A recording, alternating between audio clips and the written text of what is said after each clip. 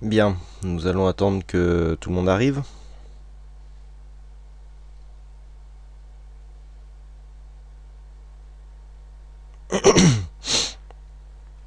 Bon, de toute façon, pour les présentations, ça donnera le temps aux retardataires d'arriver. Donc voilà, je me présente, je suis Gilles Santacreux, j'ai toujours 43 ans. Mon pseudo sur internet et notamment sur le site Boursicoté, c'est IQ91. Je suis webmaster et fondateur donc du site boursicoté.com et depuis peu associé à Michel Delobel du site Fenêtre sur Cours, dont je suis aussi d'ailleurs le webmaster. Alors, mon intervention, elle est basée, donc à la base, je fais des analyses techniques vidéo quotidiennes sur indices, matières premières et forex, donc notamment l'analyse du CAC 40. Vous devez, je suis la voix donc que vous entendez, oui la voix du soir que vous entendez si vous consultez donc les analyses journalières du CAC 40. Accessoirement, donc je propose des formations en ligne au chartisme, money management et en approche stratégique. Alors ces formations en ligne comme aujourd'hui, qui peuvent se faire par webinaire de masse, donc gratuits car sponsorisés par Courtier Active Trade qui sponsorise l'événement du jour.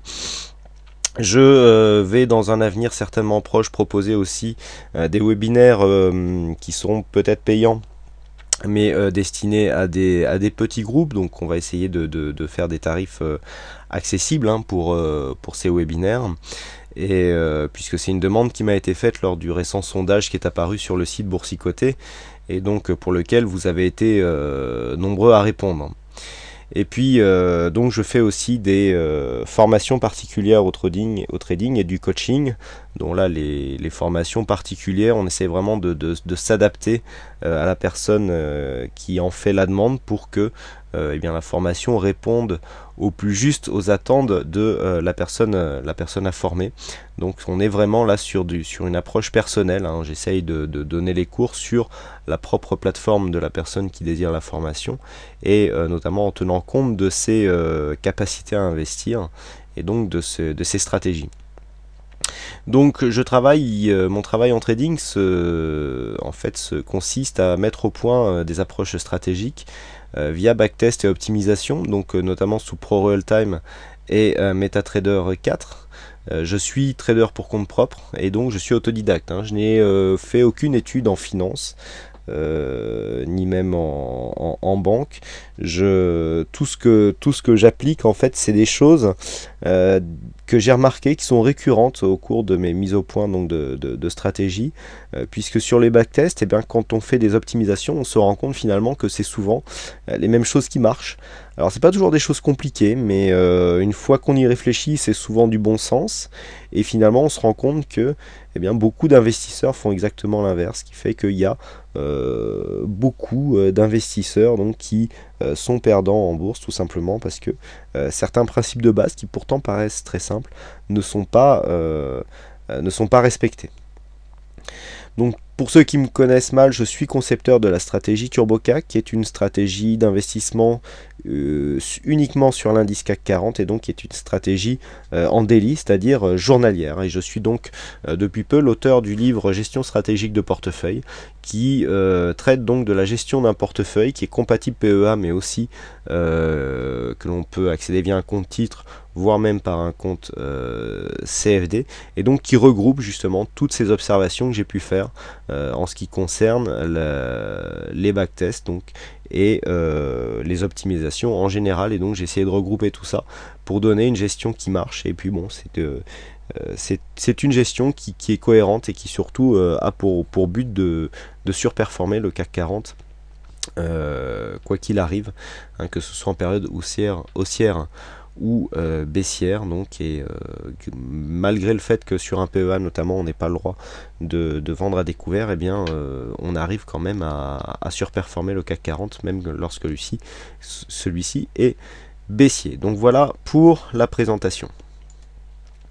Alors aujourd'hui on va parler de money management. On va pas trop faire de stratégie, on va vraiment définir ce qu'est le management dans un premier temps.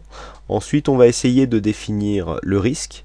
On va parler de l'exposition. L'exposition est très importante, hein. C'est pas le tout de savoir prendre une position, encore faut-il savoir combien en prendre. Et ça, c'est bien souvent là que le bas blesse, hein. Vous verrez que vous êtes en général beaucoup trop exposé sur les marchés. Ensuite, nous verrons comment optimiser le placement de ces stops. Nous étudierons tous ces concepts sur une approche globale, donc on partira par exemple d'un robot et ensuite on essayera d'appliquer donc tous les principes de money management que je vais vous présenter sur son propre trading, puisque c'est le but quand même, c'est de pouvoir utiliser ces principes sur son trading personnel, et ensuite il y aura une conclusion et des questions. Voilà, donc pour commencer, on va définir le money management. Alors le money management, d'abord l'investissement. Ce qu'il faut savoir, l'investissement boursier s'articule autour de 3 axes principaux. Donc ces 3 axes sont d'une part le capital, sans capital on ne peut pas trader. Le mental, la prise de décision tout simplement, hein. Est-ce que je clique, est-ce que je clique pas, est-ce que j'achète, est-ce que j'achète pas, je suis en position, est-ce que je sors, est-ce que je sors pas, est-ce que je conserve, j'ai une perte, qu'est-ce que je fais. Ça c'est le mental qui gère ça. Et la stratégie, à quel moment je rentre, à quel moment je sors, est-ce que j'ai une stratégie de suivi de tendance, est-ce que je joue le retournement, est-ce que j'essaye d'arbitrer, etc. Tout ça ce sont des stratégies. Ces stratégies, ça, ce sont les 3 éléments qui permettent d'investir en bourse. Alors, on parle de money management. Oui, le money management, bien sûr, c'est un élément indispensable. Sauf que ce n'est pas obligatoire, hein, pour trader, puisque, notamment lorsque j'ai donné la conférence au salon du trading, j'ai demandé aux personnes de se manifester s'ils avaient un système de money management structuré et s'ils l'appliquaient régulièrement. J'avais entre 10 et 20% de participants qui m'ont dit avoir un système de money management structuré qu'ils respectaient. Donc c'est pas une grande majorité qui utilise un money management, et donc ça ne les empêche pas de trader. Par contre, au niveau des résultats, effectivement, ça donne peut-être des résultats complètement différents.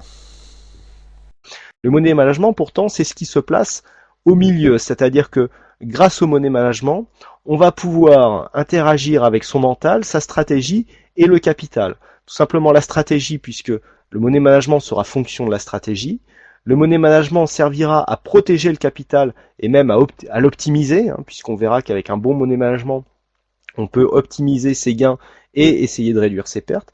Et surtout agira sur le mental, puisque c'est grâce à lui que nous aurons la possibilité d'assurer les positions qui sont prises, hein, puisque il faudra essayer par son money management de définir, on le verra par la suite, des pertes qui sont mentalement acceptables. Donc grâce à son money management, tant que l'on reste cadré dans son money management, on est mentalement serein, puisque toutes les choses sont prévues à l'avance.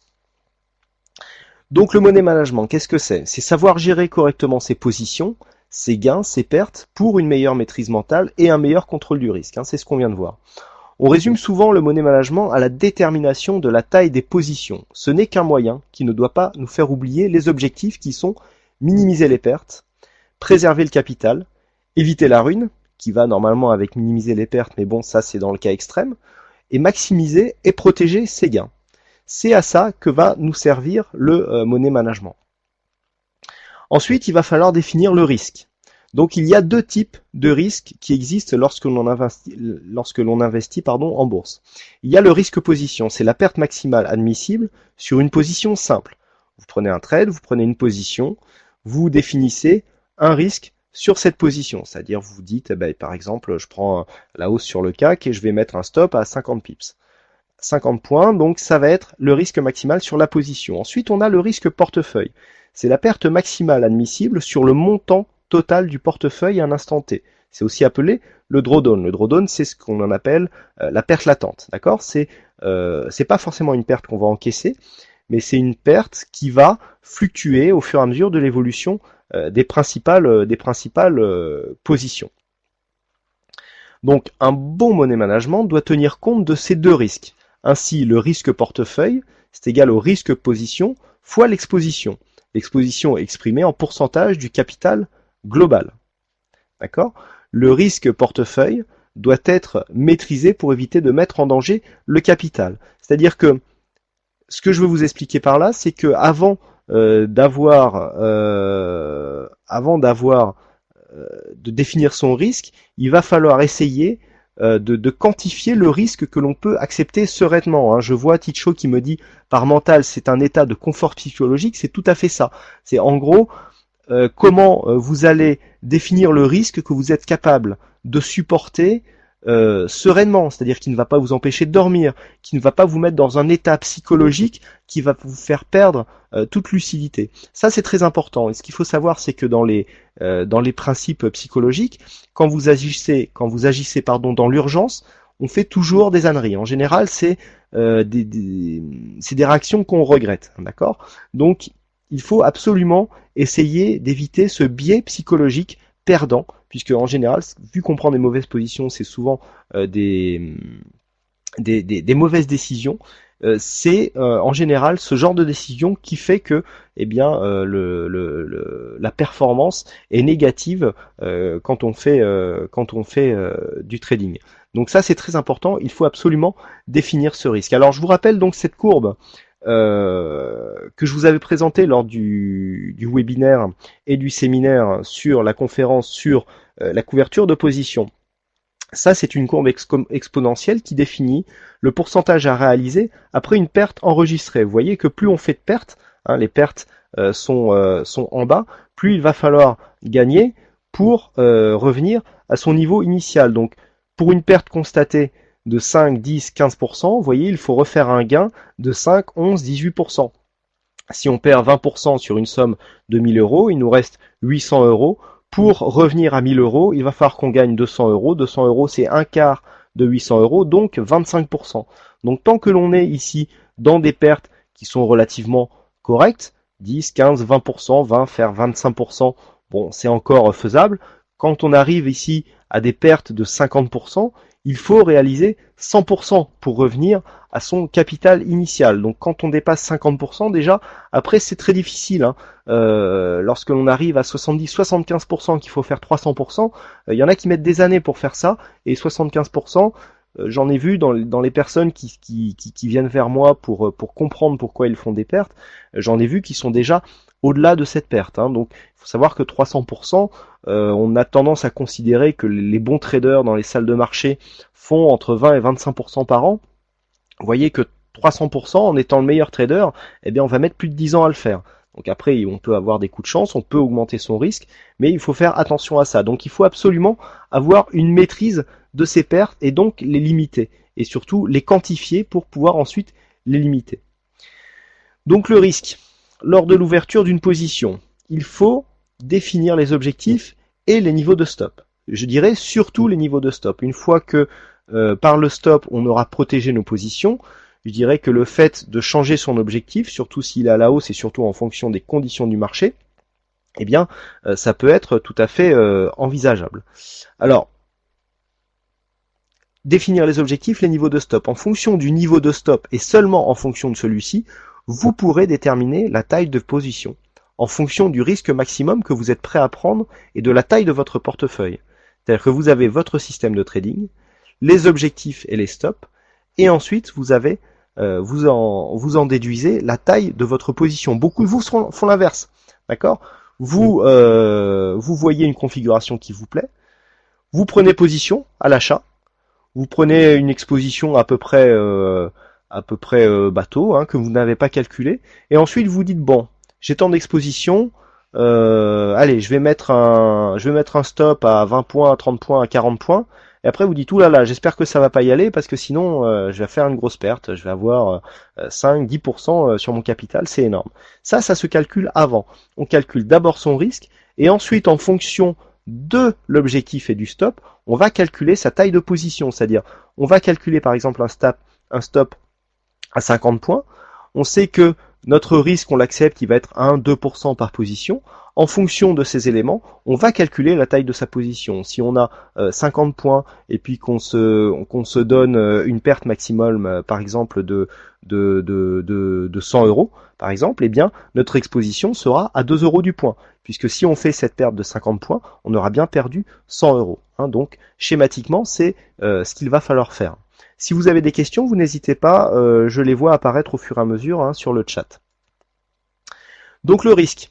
Sur chaque position, le risque portefeuille doit être maîtrisé de telle manière qu'une série de pertes successives ne mette pas en péril le capital, hein. Rappelez-vous, on a défini le risque position, donc c'est le risque sur une position, mais ensuite le risque portefeuille, c'est le risque que l'on va accepter si on a plusieurs pertes consécutives. Il va falloir le quantifier aussi.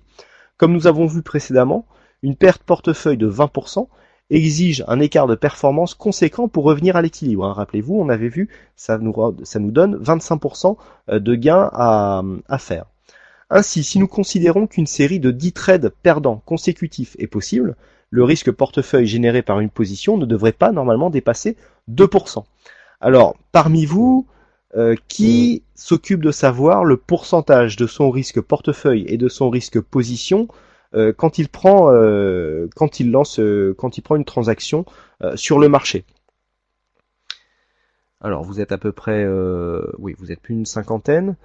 Répondez seulement ceux qui prennent en compte ce risque avant de lancer un trade, hein. D'accord, donc je vois vous êtes quelques-uns. Alors pas moi. Non. Bon. Ok. Donc là j'en vois à peu près. Bon, pas toujours. Non. Non, moi, position. D'accord. Bon, en général, moi, des personnes que je rencontre, c'est à peu près ce que j'avais constaté lors de la conférence. Vous êtes entre 10 et 20% à faire ce calcul. Alors ça peut être, moi personnellement, moi je le fais aussi, mais je ne le fais pas à chaque fois, hein. C'est-à-dire on sait à peu près, on a calculé notre risque portefeuille, notre risque position, et ensuite sur toute une série de trades, on va garder le même risque. Et d'ailleurs, on va voir que c'est c'est plutôt un bon réflexe, hein, puisqu'il ne faut pas le recalculer trop souvent. Donc, ensuite, par rapport donc à cette gestion, on va avoir la gestion de l'exposition. Alors, pour la gestion de l'exposition, il y a deux écoles. Soit on a une approche structurée pour définir la taille de ces transactions, avec une approche proportionnelle ou une approche constante. Alors l'approche à exposition constante consiste à ouvrir des positions d'une taille identique, quelle que soit la valeur du portefeuille. Alors je parle bien sûr à risque égal. Donc c'est-à-dire que on a décidé que voilà, à chaque fois on ouvrait un lot et quoi que quelle que soit la variation de son portefeuille, on ouvrira toujours une position avec un lot parce qu'on a l'habitude de travailler comme ça, et puis il n'y a pas de raison que ça change. Et même si le capital baisse, on va continuer à ouvrir un lot. Donc quand le capital va baisser, on va avoir un pourcentage de couverture, hein, celle qui vous est donnée par votre courtier, qui va monter, puis un jour, à force de faire des pertes, on a ce qu'on appelle un appel de marge, c'est-à-dire que on n'a plus assez de capital sur son compte pour couvrir les positions que l'on ouvre, et donc soit il faut baisser son exposition, soit il faut remettre de l'argent sur son compte. Alors, l'approche à exposition proportionnelle consiste à ouvrir des positions d'une taille qui correspond à un pourcentage de la valeur globale du portefeuille. Qu'est-ce que ça veut dire? Ça veut dire, en fonction de l'évolution et de la taille de mon portefeuille, je vais calculer mon exposition qui variera toujours en fonction de la taille de celle-ci. C'est-à-dire que dès que mon portefeuille va bouger, on va essayer d'ajuster le plus finement possible son exposition. Alors, d'après vous, quel est pour vous le type d'exposition la plus adaptée à une gestion de money management correcte? Alors, proportionnelle ou constante?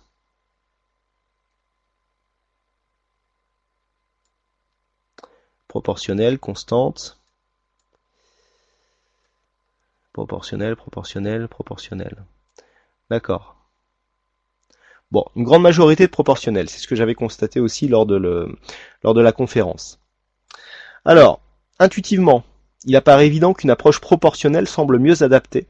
Elle a en effet l'avantage de faire varier l'exposition en fonction du capital. Donc plus vous allez gagner, plus vous allez augmenter votre exposition, plus vous allez perdre, plus vous allez réduire votre exposition. Pourtant, avec un capital de 10 000 euros, une succession de transactions de plus 10%, puis moins 10%, voilà ce que l'on obtient. On a pour un trade donc 10%, plus 10 moins 10. En exposition constante, on a 10 000 plus 1000 moins 1000. On retombe sur 10 000. Par contre, en exposition proportionnelle, si à chaque fois on a 10% de gain ou de perte, dans le cas d'un gain, on va multiplier par 1,1. Dans le cas d'une perte, on va multiplier par 0,9. Donc on a 10 000 fois 1,1 fois 0,9, on a 9 900 euros. Ah, alors là, il y a un problème, c'est-à-dire qu'on voit que l'exposition constante, ici, donne un meilleur résultat sur un résultat neutre, puisqu'on a fait un gain, une perte de la même valeur, alors que l'exposition proportionnelle nous donne ici une perte de 100 euros sur 2 transactions. Ça, c'est... alors c'était un piège, bien sûr, puisqu'on va voir que finalement, il va falloir faire un mix entre l'exposition proportionnelle et l'exposition constante, c'est-à-dire que il va falloir agir par palier.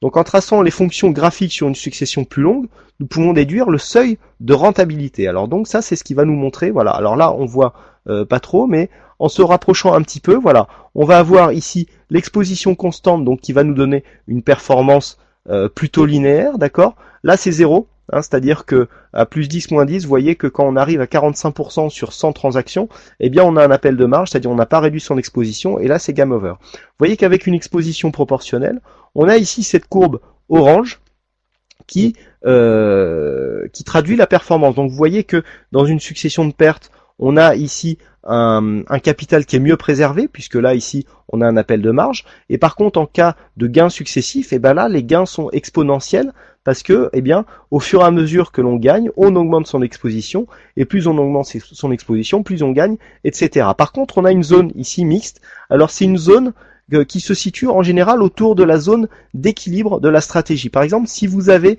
l'habitude d'avoir un stop 2 fois plus proche que votre take profit, c'est-à-dire par exemple vous mettez un stop à 50 points, un take profit à 100 points, eh bien il vous faudra un trade gagnant sur 3 pour être neutre. Et bien si vous recalculez donc cette courbe, je rappelle que l'outil sera disponible, bon, il sera fourni avec une notice de fonctionnement. Eh bien, vous verrez qu'autour de 33%, eh bien, on aura cette zone ici qui sera la zone où justement il faudra rester finalement en exposition constante, puisque eh bien c'est elle qui donnera une meilleure performance. Vous voyez qu'ici au niveau de la performance, si on fait du proportionnel trop fin, c'est-à-dire si on recalcule trop, eh bien on a une chute de performance par rapport à une exposition constante. Donc ça c'est pas facile à comprendre. Alors ceux qui ont fait peut-être des études en mathématiques poussées, eh bien le savent. C'est des études qui sont relativement connues. Vous voyez que dans la gestion de l'exposition, si j'ai toujours mes 100 trades avec des gains et des pertes successifs, là je crois qu'on est sur du 10%, donc vous voyez qu'au bout de 5 pertes, eh ben on est à 0. Voilà, la différence entre le proportionnel et le constant, eh bien là, ici, le proportionnel nous donne une moins-value par rapport à l'exposition constante. Bon, là, c'est un peu grossi puisque j'ai pris 5 et 10 pour que ce soit visible, mais avec des 1 et des 2%, eh bien, c'est exactement pareil. Donc, en fait, tant que nous serons ici autour de cette zone, donc en gain, vous voyez que par exemple pour ce genre d'approche, eh bien il faudra attendre d'avoir fait, alors donc là le capital de départ c'est 10 000, ici on a un gain à 0 euros et donc 10 000 euros de résultat, et là ici on a une perte de 3 950 euros pour un capital de 6 000 euros avec une exposition constante. Et donc le fait ici, lorsque l'on va sortir de cette zone rouge, eh bien, lorsque l'on sera arrivé à cette phase de gain ici, donc vous voyez qu'on est quasiment équivalent, on est entre 24 000 et 24 650 pour des ratios tels que je vous les ai définis, eh bien on pourra changer de palier et augmenter notre exposition. De même, lorsqu'une baisse ici entre 2000 et 2700, alors après on peut calculer plus finement, sera constatée, il faudra baisser son exposition. Donc tout ça, je vais vous l'expliquer. Après avoir étudié l'impact de l'exposition, on va maintenant adapter un système de money management global d'un portefeuille ou d'un compte de trading. D'accord ? Pour cela, nous allons approfondir la gestion de l'exposition multiple, le placement des stops et l'approche globale. Au niveau de la gestion de l'exposition, optimiser son exposition sur une seule position est une chose, mais difficilement applicable. Un portefeuille est généralement constitué de plusieurs positions. Pour poser les bases de son money management, il faut définir le risque que l'on est prêt à supporter en fonction de votre profil d'investisseur et d'autres critères personnels. Il n'y a pas de règle. Il y a des gens qui, j'en connais, des gens qu'on fréquente tous les jours, que ça ne dérange pas de supporter un drawdown de 30, 40, 50%. Il y a des gens qui ne supportent pas d'avoir un drawdown supérieur à 10%. Là, c'est en fonction de votre profil qui va falloir essayer de définir le risque maximum que vous êtes prêt à supporter. Donc la première chose à faire est donc de définir la perte que vous êtes capable de supporter sans problème, sans générer une dose de stress trop forte. On a vu tout à l'heure que le stress était en général contre-productif. C'est vraiment dans le stress, on a rarement des bons réflexes. Premier élément à définir, c'est le risque portefeuille de chaque position et qui sera susceptible de nous faire encourir, c'est-à-dire le pourcentage de perte de cette position en rapport avec le capital global. Pour connaître le risque maximum, il faudra définir le nombre maximum de positions ouvertes simultanément. Ainsi, donc le risque max, c'est égal au risque portefeuille fois le nombre de positions. Ainsi, si vous définissez un risque maximum de 10% sur votre portefeuille et que vous pouvez avoir jusqu'à 10 positions ouvertes simultanément, normalement, votre risque portefeuille sera de 1%. Non, alors, si votre exposition est de 10% et que vous avez un nombre de positions de 10, il faudra que chaque position, chaque risque soit de 1%. C'est-à-dire que si chaque position fait courir un risque de 1% à votre portefeuille, si vous avez 10 positions simultanément, votre risque max sera de 10%. J'espère que j'ai été assez clair. Est-ce qu'il y a des questions là-dessus ? Quel est le risque le plus généralement tolérable ? C'est comme je viens de vous l'expliquer, c'est vraiment en fonction de vous. Rappelez-vous, 20%, si une perte de 20% est constatée, c'est 25% de performance à faire. 25% sur une année, vous faites partie des gens qui a une très bonne performance. C'est ce qu'en moyenne un trader en salle de marché peut obtenir régulièrement. C'est-à-dire bon, il va pouvoir faire une année à 50, une année voilà, mais quelqu'un qui fait 25% tous les ans, c'est un bon. Je veux dire, regardez les fonds alternatifs qui sont gérés un petit peu sans réel sous-jacent d'indices, etc. Vous n'avez pas beaucoup de fonds alternatifs qui font des performances aussi bonnes. Pourtant, si c'était possible, eh bien les gens ne se gêneraient pas parce que ça ramènerait du monde. Donc pensez bien à ça. Moi personnellement, je sais que si je fais 20% de pertes sur une année, je sais que ça va être très très difficile. D'accord ? Il y a forcément autant de gagnants que de perdants. Pas forcément, ça s'explique. Disons que le problème, c'est que les gagnants, ceux qui gagnent, les institutionnels, gagnent beaucoup. Et quand on voit le nombre de particuliers qu'il y a en face, eh bien en fait, il faut qu'il y en ait beaucoup qui perdent pour que d'autres gagnent.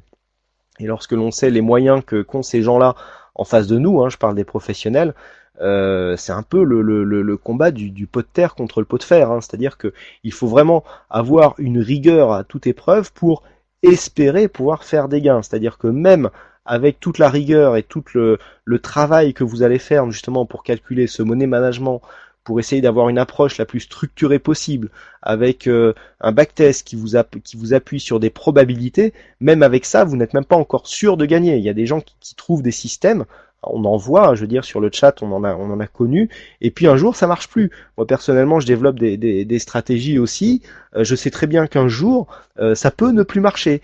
On propose des robots en vente sur le site, on les met à jour régulièrement, parce qu'on sait très bien que n'importe quel paramètre, vous pensez bien que si des paramètres universels existaient, ils seraient déjà utilisés certainement par beaucoup de gens, et je veux dire, les conditions de marché changent. On ne peut pas s'appuyer sur des paramètres et les laisser comme ça évoluer et puis dire que oui, les algos, il y a tout ça. On peut pas raisonnablement penser qu'une stratégie gagnera tout le temps. Personnellement, c'est pas possible. Si vous êtes en quête de ça, arrêtez parce que la seule chose que vous risquez, c'est de tomber sur quelqu'un qui va vous vendre du rêve, qui va aller dans votre sens et puis finalement, au bout d'un moment, votre stratégie ne marchera plus. Moi, personnellement, les stratégies que je vends, je le dis, il y a forcément un moment où ça ne marchera plus. Dans ce cas-là, il faudra passer à autre chose. Donc, au niveau du placement des stops, alors ça, c'est quelque chose sur laquelle vraiment je voudrais bien être écouté plus souvent. Le stop, donc je rappelle, hein, c'est l'ordre à seuil de déclenchement, est un élément essentiel qui doit rentrer dans tout système de money management. Alors, est-ce qu'il y en a parmi vous, et seulement ceux-là répondent, qui tradent sans stop?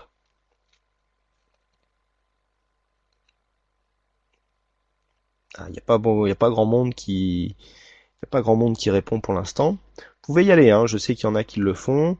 Donc là, j'en vois 4, 5. Stop mental. Alors ça, on va en parler du stop mental. Je vais vous en parler après. Alors avec des stops mentales. Alors, notamment Ticho et Curious. Qu'est-ce que vous appelez stop mental? Qu'on voit si nous sommes d'accord. Stop très large. Ah, on voit pas le chat. Oui, alors ça, je sais pas comment le faire apparaître malheureusement.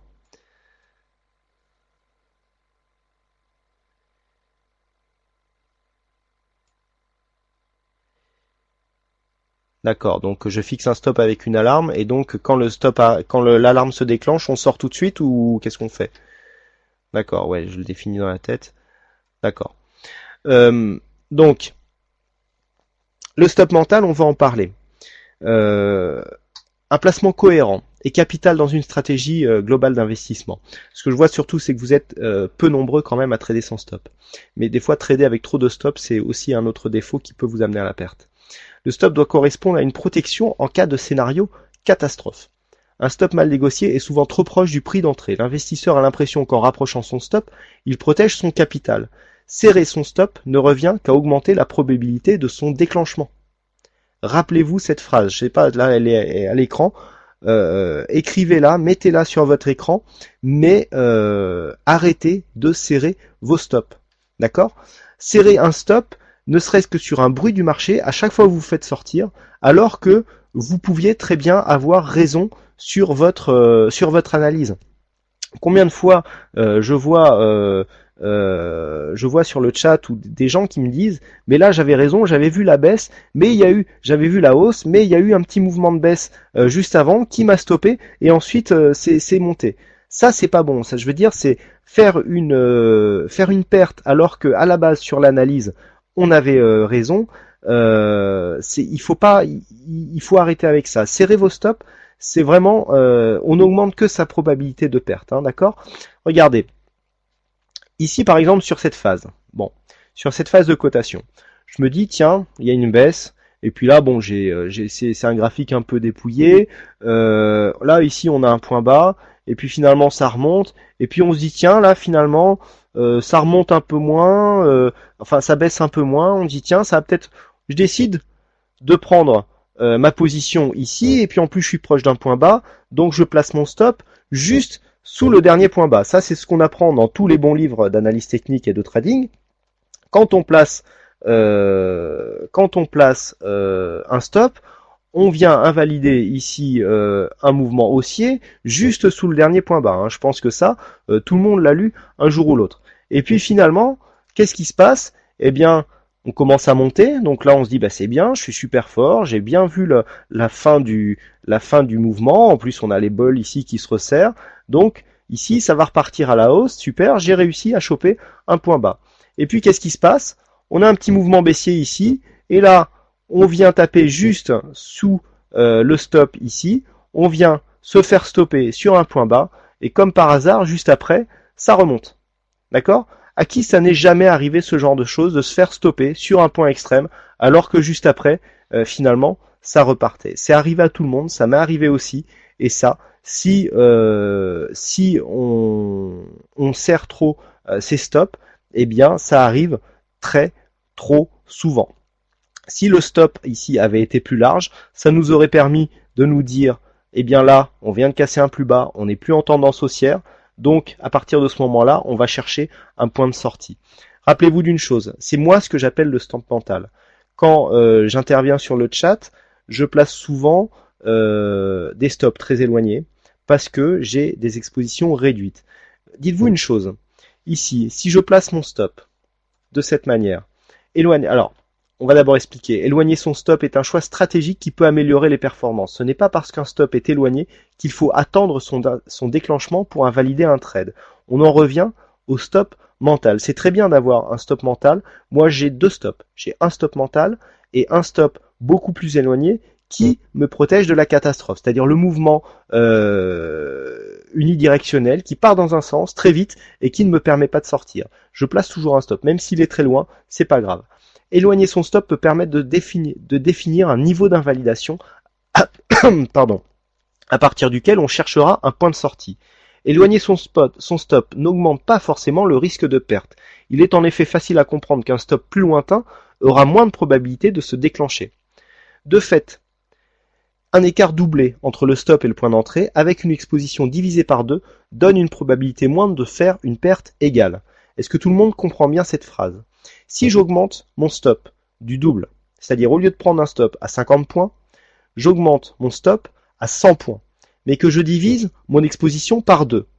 On est bien d'accord que je n'ai pas augmenté mon risque. J'espère que tout le monde est d'accord avec ça. On a 100 points, mais avec une exposition moindre. Par contre, vous êtes bien d'accord que la probabilité d'atteindre ce stop est divisée, alors c'est pas tout à fait vrai, mais à peu près par 2. Eh bien, en fait, vous avez divisé par 2 votre risque d'être stoppé à perte égale.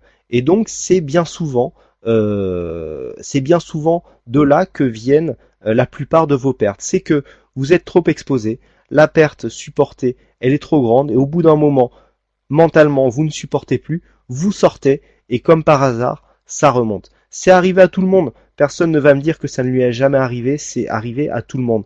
Et ça arrive parce que, en général, les expositions que vous prenez sont beaucoup trop grosses au regard de votre capital et de votre aversion au risque. Le gain est divisé par 2. Il y a 90% d'investisseurs sur les produits dérivés, et notamment les CFD, qui sont perdants. D'accord? Donc, le fait de me dire que les gains sont divisés par 2, oui, peut-être, mais n'empêche que 90% d'entre vous font des pertes récurrentes. Donc, le fait de diviser son exposition par 2 vous ferait perdre 2 fois moins vite peut-être. Il y a aussi ça qu'il faut voir, et on va voir que aussi le fait d'avoir un stop plus éloigné et d'avoir un niveau d'invalidation va permettre d'optimiser ses gains, puisque nous avons une probabilité moindre d'être stoppé, mais nous allons augmenter notre probabilité de faire un gain. D'accord? Donc si on revient à l'exemple de tout à l'heure, voilà, on a ici donc la fin du mouvement baissier, ici on commence à remonter, on prend une position ici pour essayer de partir à l'achat, là ça commence à bien se passer, ici on est stoppé, et puis les cours remontent. Si on avait placé son stop différemment, on peut voir, on va voir que, alors a priori j'ai perdu oui voilà. Donc là j'ai perdu une diapo, donc je vais vous le commenter comme ça. Là, si j'avais mis mon stop ici au niveau noir, d'accord, c'est-à-dire par rapport à mon point d'entrée, ici j'ai un écart qui est d'à peu près, bon, on va dire 7-8 points, d'accord. Ici, si au lieu, là on est vraiment sur du très court terme, hein, si au lieu d'avoir pris 7-8 points, j'avais pris par exemple 15 points. Là, ça aurait pu me permettre, en gardant toujours ce niveau d'invalidation, c'est-à-dire le niveau d'invalidation, c'est à partir du moment où je dépasse ce plus bas, on ne peut pas être dans une phase haussière, puisque la loi de Dow nous dit que pour qu'une tendance soit haussière, il faut que les plus hauts et les plus bas soient successivement de plus en plus hauts. À partir du moment où on vient valider ici, où l'on a un nouveau plus bas, eh bien nous ne sommes plus en tendance haussière. Le fait d'avoir par exemple un stop mental, comme on vient de le définir tout à l'heure, sur cette zone rouge, avec un stop de protection ici, sur cette zone noire, avec une exposition divisée par 2, qu'est-ce que ça va faire? Ça va faire qu'ici, on va avoir ici, hop, phase d'invalidation. Qu'est-ce que je fais? Je cherche un point de sortie. Un point de sortie qui est cohérent, que je prends souvent. Ceux qui me connaissent savent que j'utilise cet indicateur, c'est la moyenne mobile 20. Alors moi je l'utilise en exponentielle sur mon approche puisque je trouve qu'elle colle mieux à la tendance, mais vous pouvez très bien utiliser la bande ici, la moyenne mobile qui se trouve au milieu de la bande de Bollinger. Regardez sur cette phase. On me disait tout à l'heure, oui mais je réduis mon exposition par 2, je vais faire 2 fois moins de gains. Si j'ai une grosse exposition mais qu'ici je viens stopper juste sous mon stop, je viens stopper ici, je fais une perte.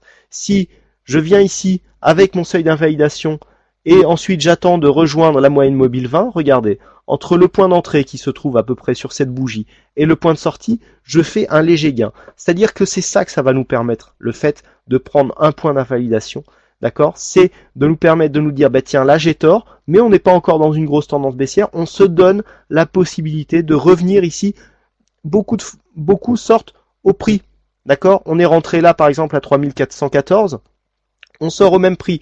D'autres vont essayer de chercher un petit gain. Moi, c'est ce que j'essaye de faire. C'est-à-dire que quand j'ai tort, je dis c'est pas grave, on va attendre un petit retour. De toute façon, j'ai mon stop ici au cas où, si ça se passe mal, si ça part vraiment dans un mouvement, eh bien, je serai sur mon stop. Mais comme j'ai divisé mon exposition par deux, eh bien, je n'aurai pas augmenté mon risque.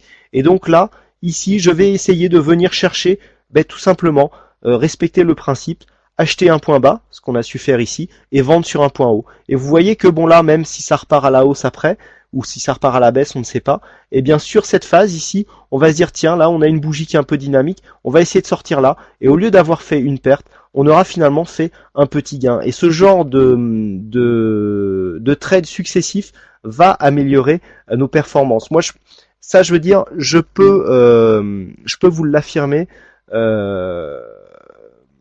rien que par le fait des personnes que j'ai en coaching individuel. D'ailleurs, j'en vois un ou deux qui sont présents, ils pourront certainement vous le confirmer.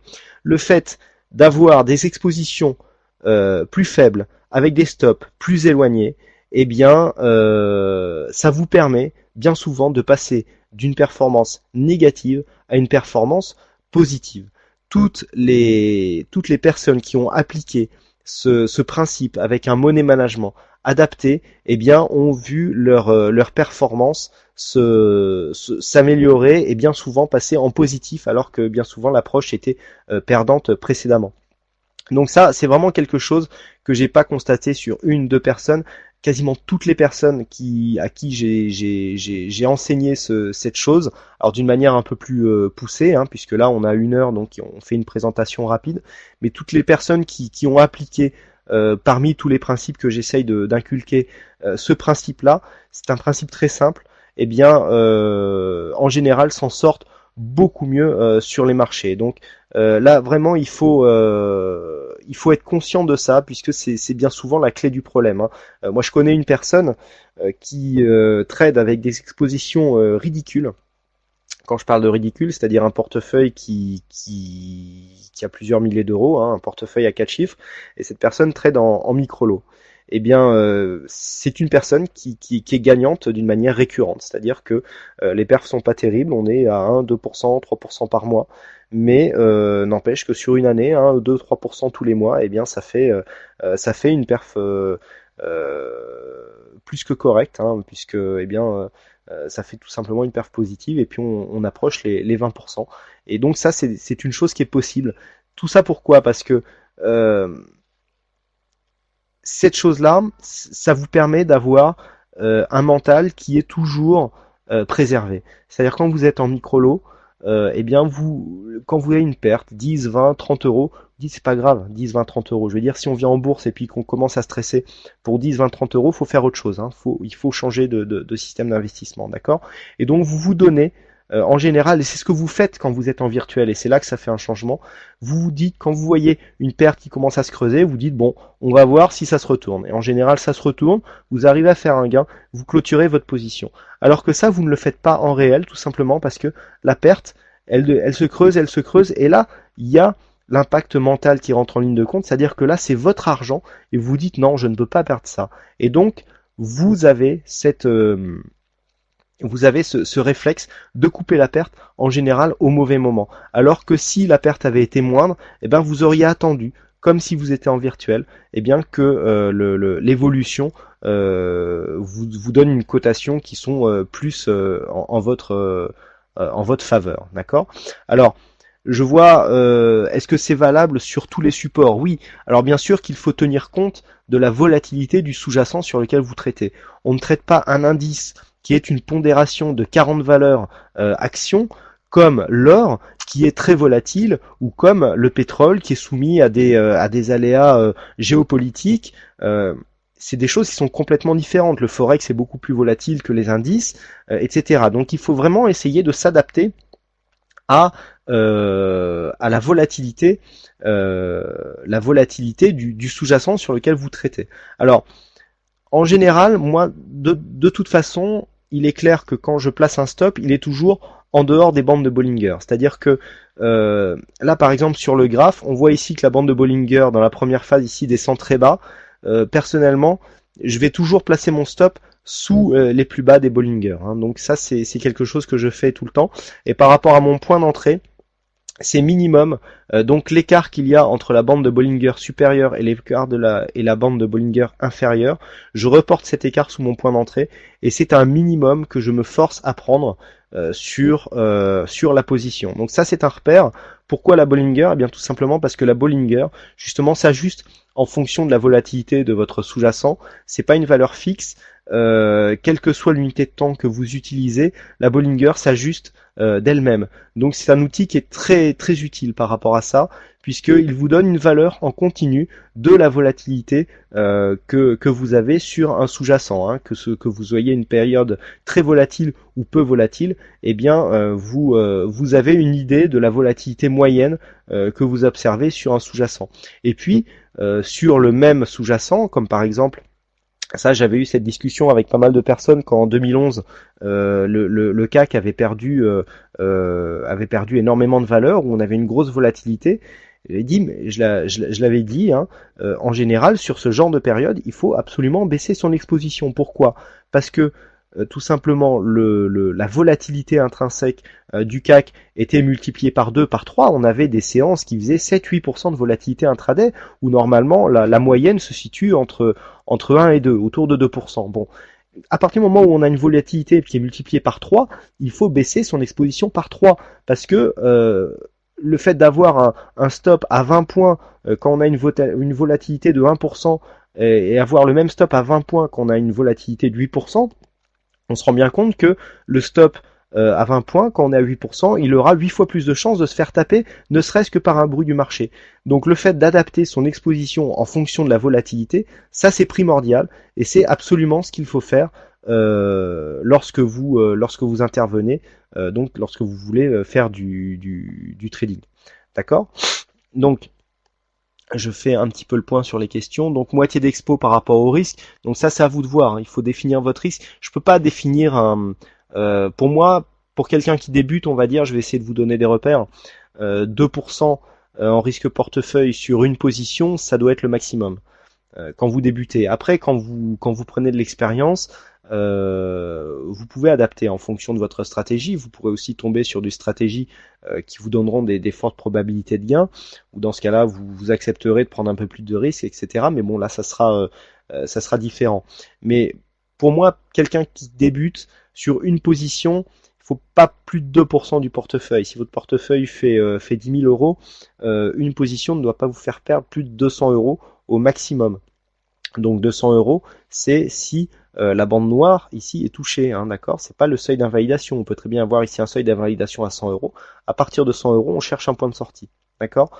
Mais voilà, parce qu'on garde en tête 10 trades consécutifs perdants, ça peut arriver, hein, moi ça m'arrive. Mais il faut pas que ça mette trop votre capital en danger, hein. Moi qui investis pour mon compte, je suis encore en deçà des 2%, hein. Je suis très peu exposé au marché, hein. Les gens qui me connaissent le savent. Et bien souvent, ça me permet de trouver des points de sortie bien meilleurs que si j'avais été plus exposé et donc avec un risque accru. Donc réfléchissez bien là-dessus. Testez les choses. De toute façon, baisser votre volatilité, c'est pas ça qui va vous faire perdre de l'argent, hein. Contrairement à ce qu'on croit, c'est en général, de toute façon, c'est bien simple. Plus les comptes ont des effets leviers forts, plus vous avez tendance à l'utiliser, et plus en général les pertes sont rapides, hein. Les pertes sont plus rapides sur des comptes CFD que sur des comptes sur des PEA, hein. Sur des PEA, c'est quasiment impossible d'avoir un appel de marge. Sur un CFD, certains d'entre vous y arrivent au bout de 3 mois. Je veux dire, la différence, elle vient de l'effet levier. Donc l'effet levier, c'est bien. Moi, je compare ça ça va être la différence entre la Clio et la Ferrari. Le problème, c'est que Avec une Ferrari, quand on apprend à conduire, ben on prend pas les virages à fond la caisse, tous les virages, non, on ralentit et on commence à apprendre doucement. Et ben là, avec l'effet levier, c'est pareil. L'effet levier, c'est bien, c'est un outil formidable, ça permet aux gens qui sont peu capitalisés de pouvoir investir en bourse, mais il faut une maîtrise, c'est-à-dire il faut adapter sa vitesse en fonction de son capital, et ça c'est primordial, hein. Si on essaye d'aller trop vite, on veut devenir riche tout de suite, hein. Moi j'ai vu plein de gens qui veulent vivre du trading alors ils ont 6 mois d'ancienneté sur les marchés. Rappelez-vous d'une chose, c'est que si c'était si facile, il y aurait beaucoup plus de gens qui seraient sur les marchés et beaucoup moins de gens qui iraient travailler. Donc prenez le temps d'apprendre, mais avec des expositions beaucoup plus réduites. Voilà. Hein, et puis on va avancer. Alors on a vu comment gérer l'évolution de l'exposition et comment placer ses stops en les éloignant pour éviter de les déclencher trop souvent. Un bon éloignement, c'est sur les positions perdantes environ 10% des positions qui sont stoppées. Voilà.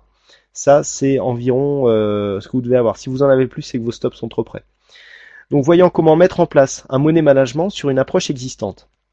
Dans cet exemple, on va étudier la mise en place d'une stratégie automatisée avec un money management adapté, un robot. Les niveaux de stop et de prise de bénéfices sont définis par avance. Nous allons nous concentrer sur le money management pur en étudiant les performances passées de cet automate. Donc ça, c'est un automate que j'ai pris tout bêtement dans la boutique du site Boursicoté. Hein, c'est un automate qui a été programmé par Bertrand, notre programmeur. Et donc, alors sur les robots, sur les automates sérieux, parce que moi, si vous voulez un automate qui fait 100% de gain, je suis capable de vous en faire un. Vous avez des automates sur le marché qui n'ont pas de stop.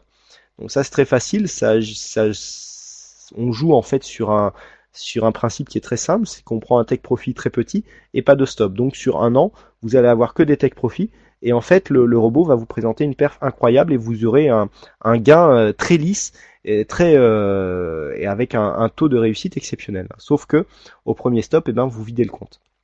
Voilà, parce qu'en fait le stop ça va être l'appel de marge. Donc normalement un robot sérieux vous donne un niveau de stop et ou alors les niveaux de take profit pas toujours, hein, mais ceux que nous avons ici ont des take profit. Donc on est parti ici d'un backtest. Alors un backtest, donc ça c'est un robot, ça doit être, je crois que c'est Pingbot celui-là. Un robot, c'est un backtest. C'est-à-dire un robot, qu'est-ce que c'est? C'est une probabilité passée. Le pari, c'est de se dire, est-ce que ce qui a marché par le passé va continuer à marcher à l'avenir? Rien ne vous dit que la performance que nous avons eue sur ce robot se reproduira dans le futur. D'accord? Ça, c'est une chose quand vous investissez avec des stratégies automatisées ou pas, ou des stratégies donc qui sont basées sur des backtests, il faut quelque chose qu'il faut bien vous mettre en tête. Personne ne peut vous promettre un gain à coup sûr. La courbe, elle peut faire ça et puis chuter juste après. Ce qu'il faut voir, c'est comment est fait le backtest. Donc là, en général, on a, vous voyez, on a les positions short, les ventes, les longs gagnés, on a des pourcentages de gains, de pertes. On va voir ce qu'on peut prendre comme chiffre pour mettre en place notre money management. Donc, on a les gains de trade les plus larges. Donc les gains, là on a 292 points et on a la plus grosse perte. Donc là par exemple on va arrondir à 70 points.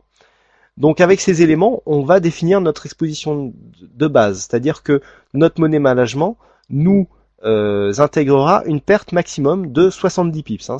C'est-à-dire si par exemple ce robot est programmé avec un stop à 70 pips, eh bien on prendra une perte maximale de 70 pips. Si on a un capital de 5000 euros, on définit une perte maximum de 2% sur le capital à chaque position, donc 70 pips doivent représenter 100 euros. D'accord? Donc, en calculant notre exposition, on prend un taux d'euro-dollar, puisque là les chiffres sont en dollars. Hein. On prend un taux d'euro-dollar à 1,3, donc x 100 divisé par 70, on aura 1,86 mini-lots, soit 19 micro-lots. Alors là, vous regardez, 5000 euros, 19 micro-lots, je suis sûr que beaucoup d'entre vous sont au-dessus, et pourtant, si on considère un money management correct, avec 2% de perte par position, donc au maximum, eh bien normalement il faudrait avoir cette exposition. Sauf que là, bon, on a vu qu'on était sur une probabilité, que normalement la probabilité, on voit que les gains sont assez récurrents, mais on ne sait jamais comment ça peut évoluer. C'est-à-dire on peut les conditions de marché peuvent changer et on peut très bien avoir des pertes qui surviennent. Donc il faut faire attention à ça, hein, surtout sur les stratégies automatisées, surtout si c'est pas vous qui les avez programmées. Donc vous voyez que 5000 euros, 19 micro-lots, ça fait 2 mini-lots, on est à 2 euros, 2 dollars pardon, du point, 2 dollars du point sur 5000 euros. Je pense que beaucoup d'entre vous sont au-dessus. Et pourtant, si on respecte les barrières qu'on s'est données, eh bien, c'est sur ces valeurs normalement qu'il faudrait prendre son exposition. Alors, voilà, donc au niveau de la gestion globale, on a ici les moyennes. Alors les moyennes vont nous calculer en fait l'évolution de notre exposition par rapport au tableau que je vous ai donné tout à l'heure. D'accord? C'est-à-dire qu'en moyenne, on a des gains par trade de 70 pips et des pertes par trade de 31,80. Vous voyez ce que je vous disais, même les robots le font, hein. On a un stop loss à 70 pips, pourtant des fois on essaye de sortir au mieux et du coup on réduit nos pertes. D'accord? Donc perte par trade, donc là, on va calculer en fait notre gain moyen, notre perte moyen. Donc là, c'est tout simplement une division, hein, donc par rapport au capital. Et ça nous permet donc, alors là, on a une courbe qui est beaucoup plus lisse, d'accord, hein, par rapport à l'outil donc que je vous fournirai. Mais au niveau des chiffres, ce que l'on voit, c'est que si on part de 5000 euros, au niveau des pertes, il faudra attendre d'avoir à peu près donc entre, vous voyez, 633, 635 pour donc de pertes, hein, pour changer d'exposition donc à la baisse. Et puis entre 815 et 827, donc on va arrondir à peu près à 820, donc c'est-à-dire avoir un capital à peu près de 5820 euros pour augmenter notre exposition. Vous voyez que si on fait varier notre exposition selon les mêmes selon ces barèmes donc trop finement, eh bien on risque de faire des performances négatives. Donc ça, c'est tout simplement ce que l'on vient de voir, c'est le calcul donc qui avait été fait. Alors l'outil, il est assez simple, hein, je vous le présenterai juste après, hein, je vous ferai une petite démonstration. Il a l'air compliqué comme ça, mais en fait il est très facile puisqu'on a seulement trois cases à remplir, c'est-à-dire le gain moyen, la perte moyenne et le capital. C'est les seules choses qui sont à remplir. Donc le graphique donne des croisements assez flous, hein, vous voyez graphiquement c'est difficile, mais le tableau des chiffres nous donne une idée beaucoup plus précise de la variation optimum à donner à notre exposition. Ainsi, nous savons qu'un gain approximatif de 800 euros, 16% de plus-value, déclenchera une augmentation de l'exposition. De même, une perte de 600 euros, 12% de moins-value, nous imposera une baisse de notre exposition type. D'accord? Donc, vous me direz, oui, mais moi, quand je fais du trading, comment je fais pour savoir mes gains moyens, mes pertes moyennes? Pour ceux qui sont sous MetaTrader, je vous rappelle qu'ActiveTrade fonctionne sous MetaTrader 4. Vous allez dans votre historique de compte, d'accord? Vous avez ici tous vos trades avec vos gains, vos pertes. Vous faites un clic droit, enregistrer un rapport détaillé, et là, vous obtenez la même chose que ce que nous avons eu sur le robot, hein, c'est-à-dire la feuille avec les performances passées. Donc ça, c'est une chose que vous pouvez faire même sur votre investissement personnel, hein. Donc je rappelle ici sur l'historique du compte, clic droit, enregistrer un format détaillé et donc vous avez tout qui apparaît dans une fenêtre sur votre navigateur internet. C'est très rapide à faire. Donc mettre en place son money management peut paraître compliqué et ennuyeux. C'est vrai que beaucoup de gens, beaucoup d'entre vous, ce que vous recherchez dans la bourse, c'est, il y en a beaucoup qui me parlent d'adrénaline. Oui, mais moi je veux de l'adrénaline. Et là c'est du jeu, c'est plus de l'investissement, d'accord? Par contre, quand on commence à rentrer dans les calculs pour optimiser, pour essayer d'améliorer son approche, c'est souvent bien compliqué. D'accord? Mais c'est très important, qui est souvent négligé par l'investisseur boursier. Il permet d'optimiser ses performances, de contrôler son risque et ce qui évite de trop grosses périodes de stress. Le stress, c'est vraiment votre ennemi. Pensez toujours à ça. D'accord? Donc ce diaporama sera disponible sur le site boursicoté.com et fenêtre sur cours en téléchargement ainsi que l'outil de calcul que je vais vous présenter.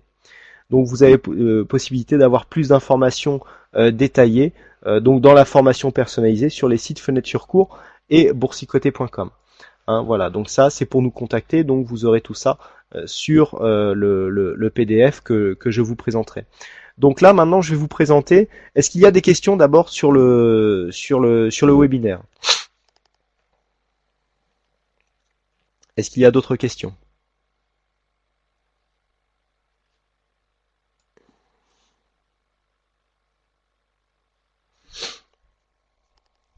Alors, comment faire dans le cas d'un pyramidage? Ben, c'est un peu. Alors, dans le cadre d'un pyramidage, c'est différent, puisque là, c'est vrai qu'on a parlé surtout de l'exposition, et je réponds d'abord au pyramidage, et ensuite je répondrai aux autres questions. Euh, Quand on pyramide, ça c'est expliqué d'ailleurs, il y a un article sur le site qui traite du pyramidage, je vous invite à le consulter. Le but, lorsque l'on pyramide, c'est lorsque l'on fait la première opération de pyramidage, eh bien, on s'arrange pour déplacer le stop de telle manière que la position globale soit protégée. Donc là, on sort un petit peu du money management puisque on neutralise le risque. C'est-à-dire en général, on pyramide comme ça. Je vais essayer de vous prendre un exemple simple. J'achète une action à 10 euros. J'en achète 100, d'accord, pour 1000 euros. Et puis l'action, elle monte, elle monte, elle monte, elle monte à 2000 euros. D'accord? Elle monte à 20 euros. Donc j'ai 2000 euros. En général, ce qu'on va se dire, c'est tiens, j'ai envie de pyramider, donc je vais en racheter pour 2000 euros. Donc on va avoir une position avec, avec 100 actions à 10 euros et 100 actions à 200 euros.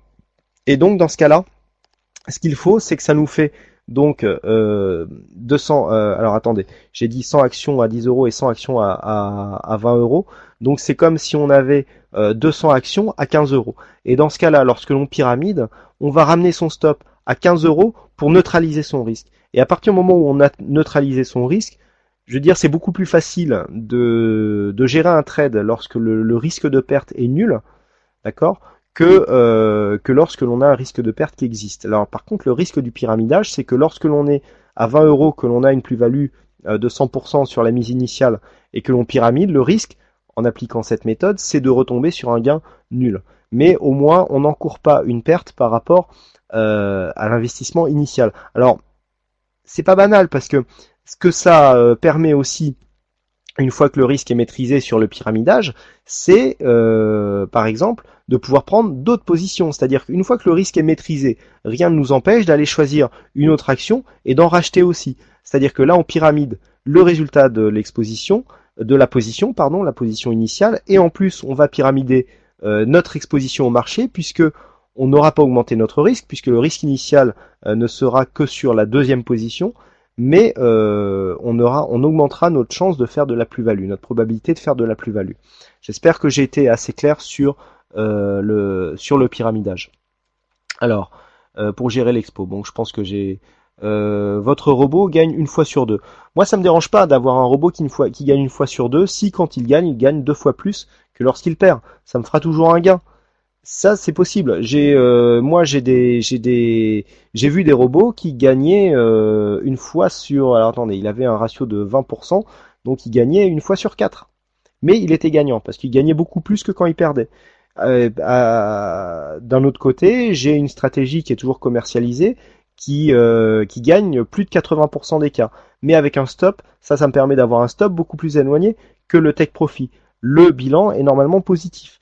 Je veux dire, à partir du moment où le ratio gain-perte, ça je l'avais expliqué sur d'autres séminaires, à partir du moment où le ratio gain-perte compense les écarts de performance, le taux de gain en lui-même ne veut rien dire à lui tout seul, d'accord? Il gagne une fois sur deux, oui, mais s'il gagne deux fois plus que quand il perd, eh bien la perf sera positive et ça sera quand même une belle perf, d'accord? Donc il ne faut pas s'arrêter juste au taux de réussite. Un taux de réussite, c'est à ça que je vous mettais en garde tout à l'heure. À force de regarder que le taux de réussite, vous allez vous diriger vers des robots qui seront à 90, 95, 98%, mais qui en fait sont très risqués et qui sont masqués juste par ce chiffre de taux de réussite. Donc il faut faire attention à ça. Alors, non, tout est super bien expliqué, merci, ça mérite d'être digéré, donc digéré, et puis effectivement le webinaire sera en téléchargement. Est-ce un bon objectif? Alors, est-ce un bon objectif? Ah oui, bah les 1 sur 2, je pense que j'ai répondu. Quelle différence entre MT4 et MT5? Là, je vous propose de vous rapprocher des services commerciaux d'Active Trade qui vous expliqueront ça mieux que moi. Ok, super. Donc, un PF à 1,9 est acceptable. Je ne suis pas encore client Active Trade. Alors... Peux-tu expliquer la notion de micro-lot? Alors, le micro-lot, c'est une exposition qui représente, alors sur le CAC 40, et ce qu'il faut savoir, c'est que le contrat de base du CAC 40, donc le contrat de base futur, il est à 10 euros du point. C'est-à-dire, vous prenez un futur, vous avez une exposition qui vous expose à 10 euros du point. le CAC varie de 10 points, vous gagnez ou vous perdez 100 euros. Ensuite, vous avez ce qu'on appelle le lot 0,1, donc toujours en fonction du lot standard, qui est ce qu'on appelle le mini-lot. Donc lui, il vous expose au minimum à 1 euro par point. Et ensuite, vous avez le micro-lot. Donc le micro-lot vous expose, lui, à 0,01, soit 10 centimes par point. C'est-à-dire que avec une exposition au micro-lot, le CAC 40 varie de 10 points, vous avez gagné ou perdu 1 euro. Alors ça peut paraître ridicule. Moi, je vois beaucoup de gens qui se moquent un peu des micro-lots. Mais je pense que pour apprendre, même lorsqu'on a un gros capital, je veux dire, c'est pas parce qu'on a 100 000 euros à placer qu'il faut tout risquer pour apprendre la bourse. On peut très bien avoir gardé ses 100 000 euros, apprendre avec 2, 3, 5 000 euros pour apprendre, c'est largement suffisant, et tester en micro-lot. Et une fois qu'on a géré ça, eh bien, une fois qu'on a une exposition qui marche, une fois qu'on a testé notre aspect mental, parce qu'en fait, vous vous rendrez compte qu'avec du micro-lot, perdre 1 euro ou perdre 10 euros ou perdre 100 ou 1000 euros, eh bien, bon, on a un peu plus de mal quand on perd 1000 euros, mais d'un point de vue psychologique, ça se ressemble énormément. En fait, on se rend compte que c'est plus la perte qui influe sur le mental que le montant de la perte. D'accord ? D'ailleurs, beaucoup de traders ont des problèmes de relation à l'argent, c'est-à-dire qu'ils perdent un peu la notion de l'argent. Parce qu'avec l'effet de levier, on a une relation à l'argent qui est un peu altérée. Il faut des fois se remettre un peu les pieds sur terre. Présentation très intéressante, merci. Merci à vous. Pour suivre du coaching de votre part, on fait commande. Donc, vous venez sur le site boursicoté.com. Vous avez un lien à prendre où vous m'envoyez un email, webmaster@boursicoté.com. Mon pseudo c'est IQ91, IKIU 91. Si vous tapez ça sur Google, je pense que vous pouvez pas me louper.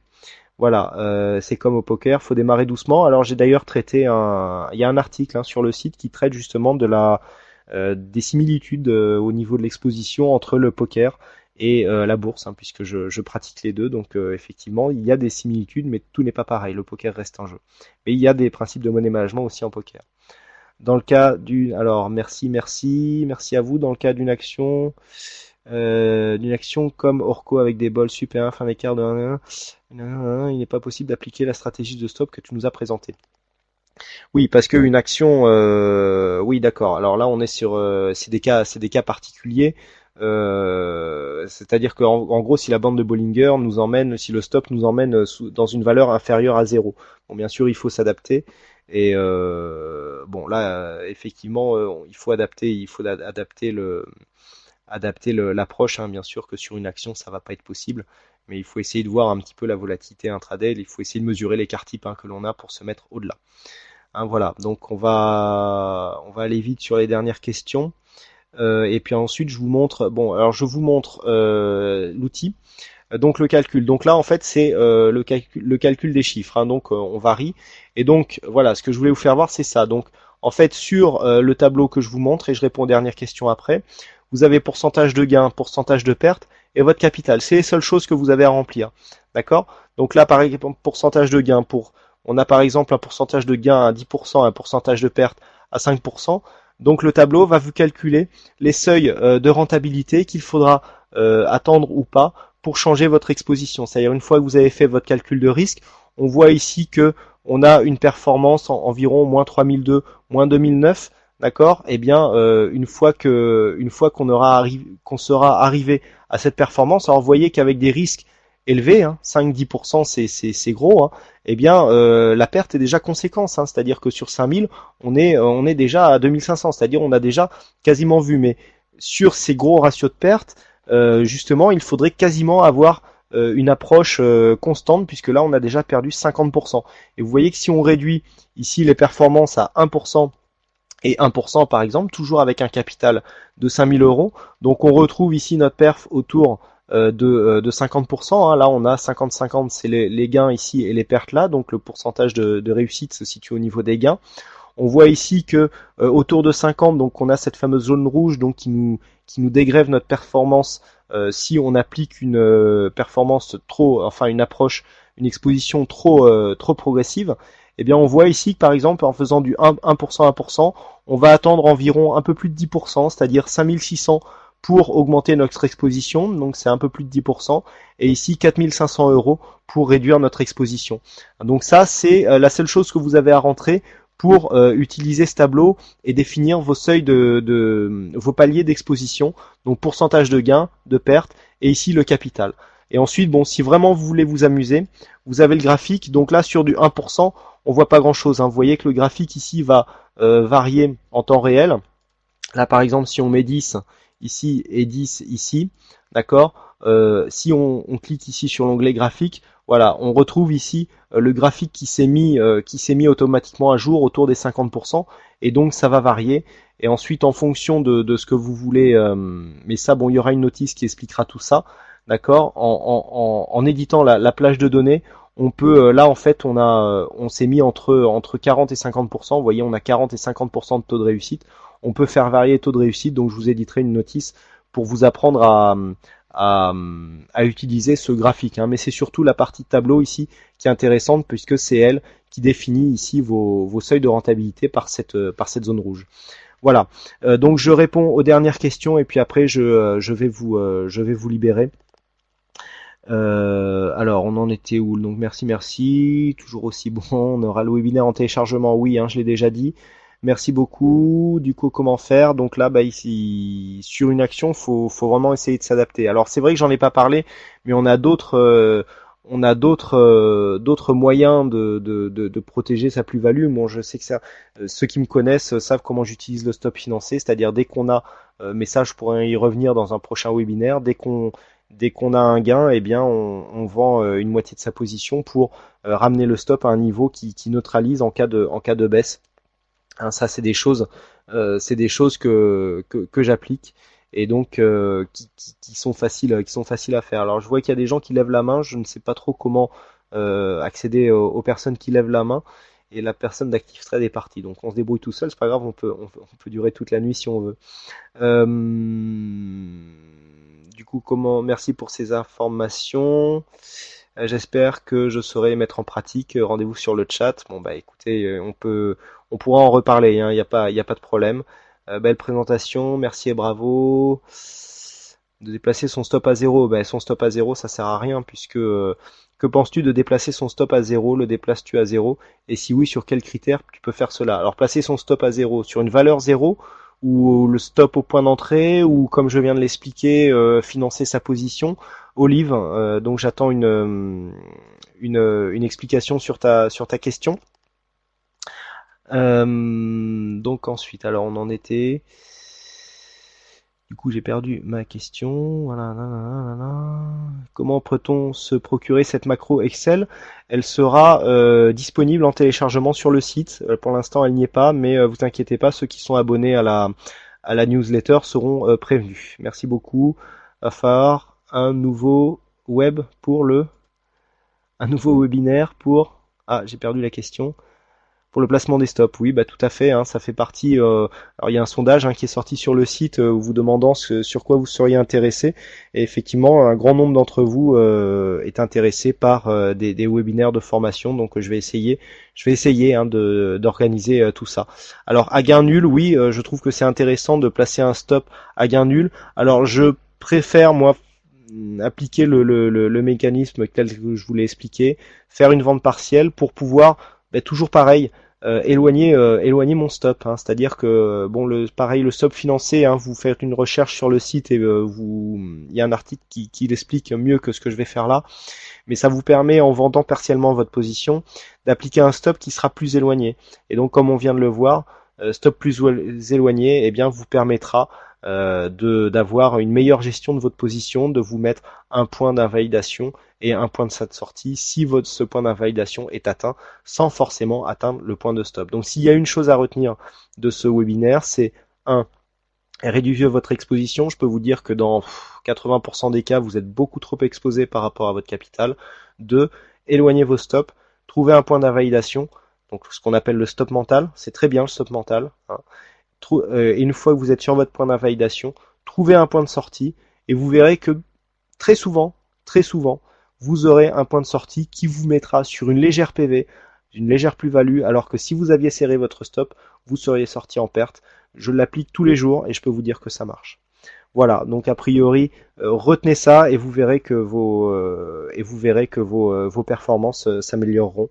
Et il faut combien de fonds pour faire fonctionner? Alors dernière question, après on va s'arrêter là.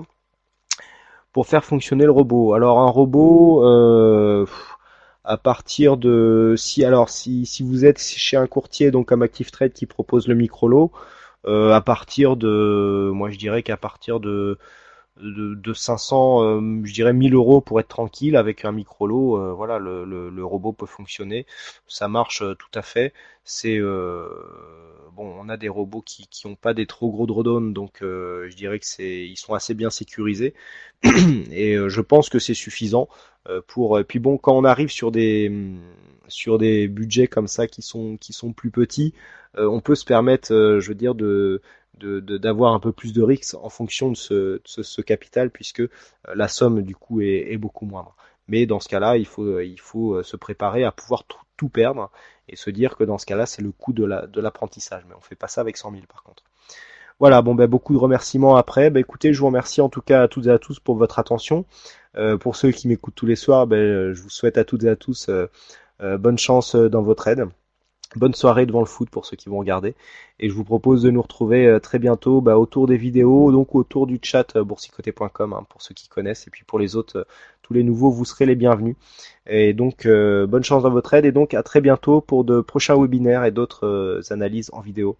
Voilà, merci à toutes et à tous pour votre attention. À bientôt.